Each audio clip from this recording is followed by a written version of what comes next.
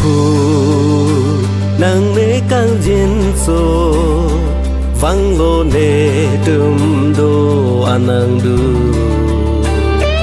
ne tum pa pi la an ki ter pi ta nang si ne cha me nang vi pen si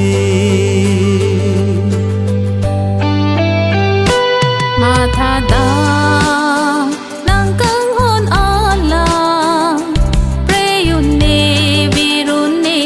tu ma pha nang kang hon ke pang bardam un e da pir the do an amar pen ke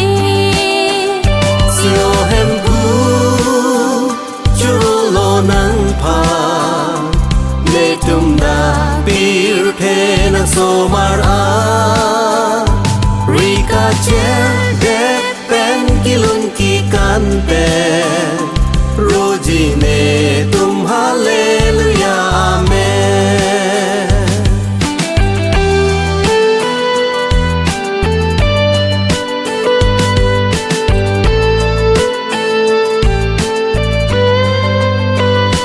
ke dam ta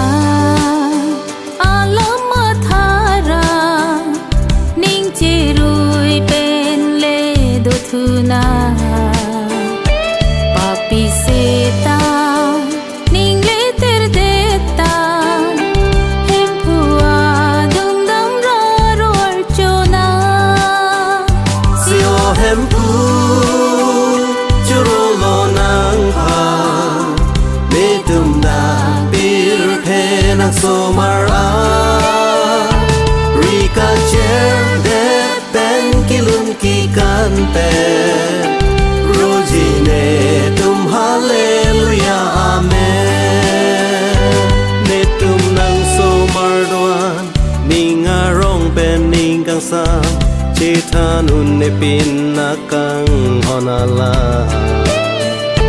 da pir the ru re ti kan ro vergine tum nang phan hallelujah pu si roji nang phan